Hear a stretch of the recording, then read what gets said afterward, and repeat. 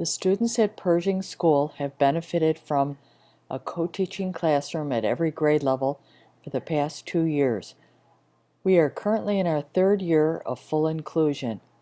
The co-teaching pairs choose to work together and benefited from the highest quality professional development. Paula Kluth, a researcher, author of many books on inclusion, and public speaker, worked with our teachers in several workshop settings. Last year, Paula came to Pershing and spent the day in the co-teaching classrooms and met with co-teaching pairs, giving them feedback on their teaching. Dr. Carla Carter worked with our teachers at an Institute Day to learn to write more effective goals for students. Later on last year, Dr. Carter spent the afternoon at Pershing with our special ed teachers, helping them as they prepared goals for this year. Our co-teaching pairs meet and plan with the other teachers on their grade level teams daily, setting high expectations for all students. Our social worker spends time in the co-teaching classrooms, supporting within the classrooms to ensure the students' success.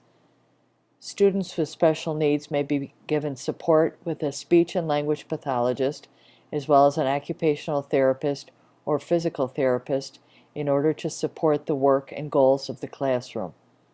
When you go into a co-teaching classroom, it is difficult to tell who is the general education teacher and who is the special education teacher.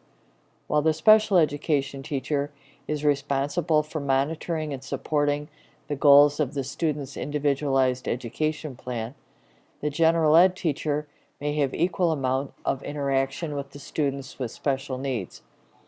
Both teachers and the social worker work towards helping the students to learn about each other's strengths and interests. If you visited a co-teaching classroom, you would see students of varying abilities leading and helping each other. You would see the 2 teachers working in various configurations. You may see one teacher teaching and one assessing. You may see them each working with a small group. You might also see them doing one-to-one conferences with students. Jill.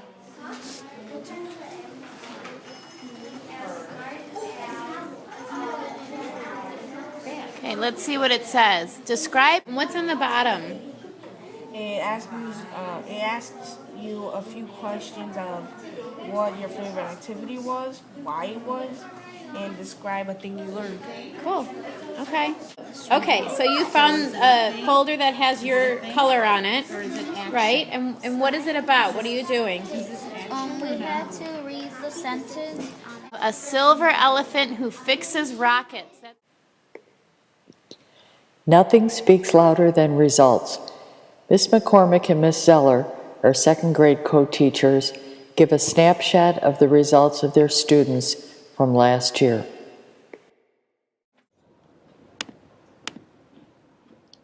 Berwyn School District 100 is dedicated to teaching each and every student and helping all children reach their potential. The amount of time, money, and training the school district has spent on co-teaching is a testament to this mission. Here is a summary of the 2011-2012 data from Mrs. McCormick's and Mrs. Zeller's 2nd grade co-teaching classroom. This will highlight your investment at work. This graph shows the Fontes and Pinnell reading level for each student in 2nd grade at the beginning of the year and at the end of the year.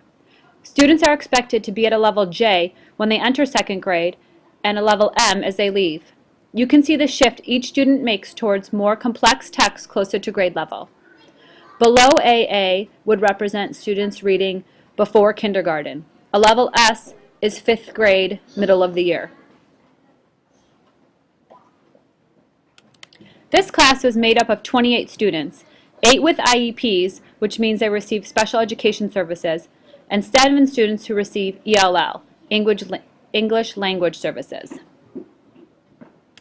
With this population of students, kids in the class were able to make great gains. 78% of the class made more than 1 year's growth in reading, 11% of the class made 1 year's growth, and 11% of the class made less than 1 year's growth.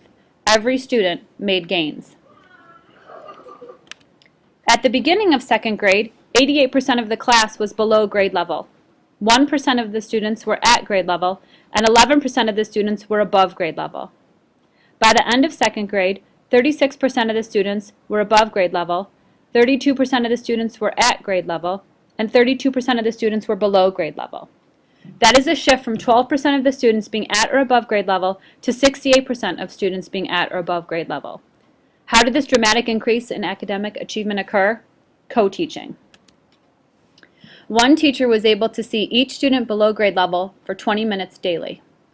Students below grade level had 3 hours of small group reading instruction per week. Teachers were able to plan together to best address the needs of each student in the class.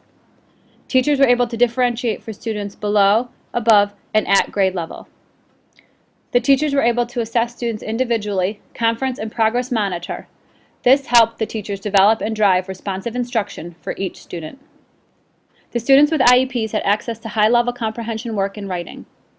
75% of the students with IEPs made a year's or more growth, with 2 students with IEPs seeing significant reduction in special education services due to their levels being at or close to grade level peers. Co-teaching works in Berwyn District 100.